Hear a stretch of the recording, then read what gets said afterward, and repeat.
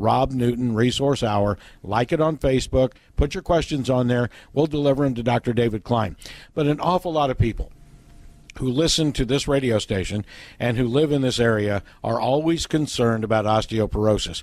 And you turn on the TV at night and in the afternoon, and all you see besides the testosterone ads is these osteoporosis ads. And they're always pitching some kind of chemical, some kind of thing, and then they end the commercial with 10 seconds of very fast-paced language about this could give you this could give you that. We don't know if it can do this, it might do that, and we're not sure. But, Doctor, nutraceuticals for osteoporosis? Absolutely. Okay, it works something like this. You know, when you're a teenager, you're eating, you tend to eat garbage. You tend to eat very, very badly, yet you grow. Your height goes up, the bones become more dense, you're more athletic, more resilient. When you do break something, it heals very quickly. And then as you age, these things seem to diminish, but you get smarter. So you eat better, the food's improved, you're taking those extra calcium tablets and capsules, yet you develop osteoporosis. Osteopenia first. That's the good news. Osteoporosis to follows. Gee, that just means it got worse instead of better. Well, why? What is it that you're missing? Why is it that you're eating better, you're eating more, you're dumping the calcium down the hatch, yet your bones are still melting away? Well, it goes something like this. Maybe you're looking at the wrong thing. Okay, maybe it's not a matter of calcium at all. Maybe the fact that you're taking in 5 to 6 times as much calcium as you ever did, and still you're developing osteopenia, maybe you're looking at exactly the wrong thing. Well, what is it that it takes to maintain bone strength? Now, bone isn't simply inorganic calcium in a crystal. It's a complex, very much alive tissue that turns over. It dies off, it gets recreated, it dies off, it gets recreated. It's kind of a recycling kind of an arrangement that your body does. When the doctor gives you the bisphonates like Boniva and Fosamax, it poisons half of that cycle. So you end up with, oh yeah, it'll slow down the breakdown, but you end up with brittle bones that start to become problems for you. You'll increase in hip fracture. You'll start seeing problems with mandibular wasting and so on and so forth. Your teeth fall out with the bisphonates. So how do you do it naturally? Well, what you're missing isn't calcium at all. What you're missing is strontium. Now, those of you that are old enough to have osteoporosis or that are at risk for it at this time can remember strontium, radioactive strontium, from the 1950s and 60s. Fallout. Well, this is a naturally occurring mineral that finds its way into bone because bone is what needs it. When it's radioactive, you really don't want radioactive strontium. You want the good stuff. So, how do you fight osteoporosis? By replacing strontium.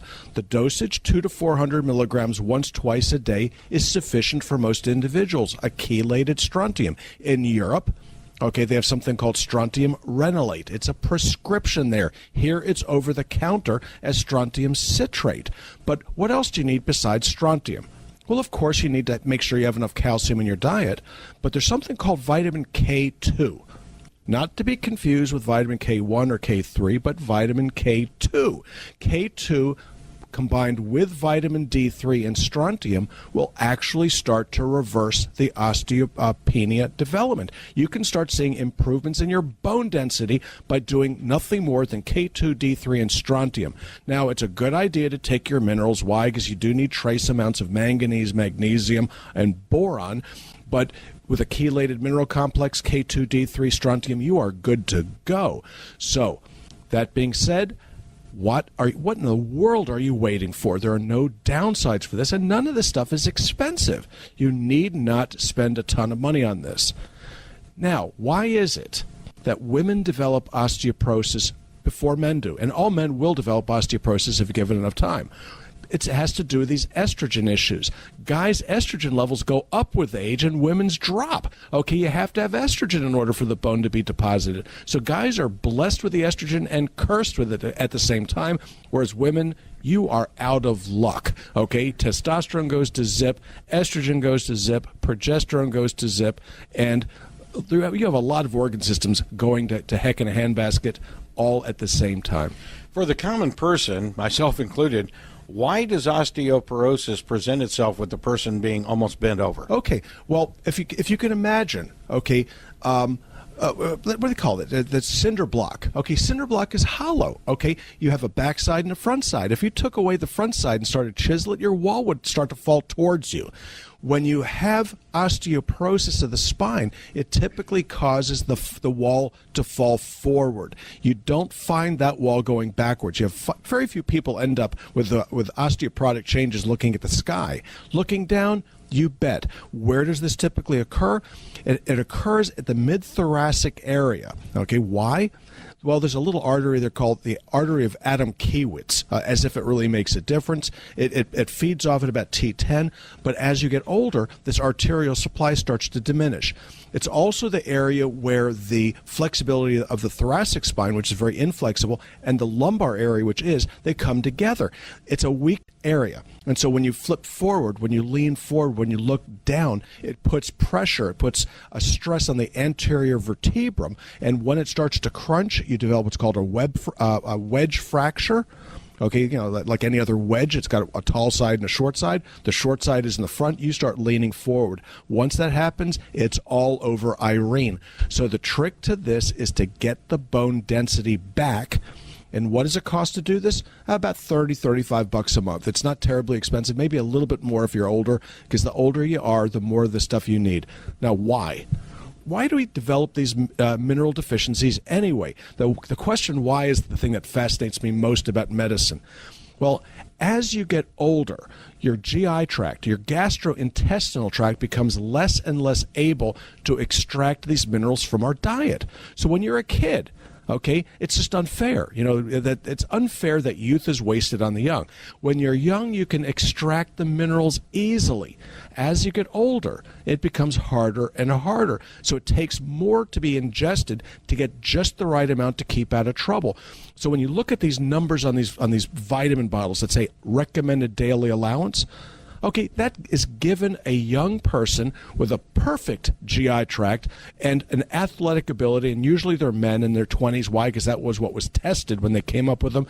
But, here's the news flash. You are not a 20-year-old male. So your needs are going to be multiples of those RDAs. All right, very good. Now, strontium was also suggested for me because I have implants. Yes. And as you age, and sometimes if those implants are driven into the bones in the face or in the gums, and those start to deteriorate with age, those out there who also have implants better start thinking about that. Those little stainless steel screws that are put in that hold the teeth in place, that hold the bones together in your case, because of that fracture that you had in your face, the bone has to be strong enough to hold the threads of the screws. And if you've ever tried putting a screw into a piece of drywall that's wet or a piece of drywall that has moisture in it, it falls apart. The same thing is true of the bone. So when you put those implants in there, the bone has to be very, very hard for it to take. So one of the things that I suggest that people do before they have their hips done, before they have their shoulders and knees done, and certainly before they have dental implants, is to load up on K2, D3, and strontium to harden the bone so that it will accept this intervention safely and effectively. What is the timeline on that? If somebody's going to anticipate going to one of these dentists that says they're going to do a one-day implant procedure, is it 2 months before, 3 months before, and they should start the regimen? Well, it's a brilliant question. Okay, it takes time for the bone to harden, minimum of 6 weeks. I really prefer more like 12 weeks. It gives the mineral enough chance to find its target and start the process. 12 weeks is probably about right. All right, time now to turn the show over to Robin. She is our official person to link you with the stages of life.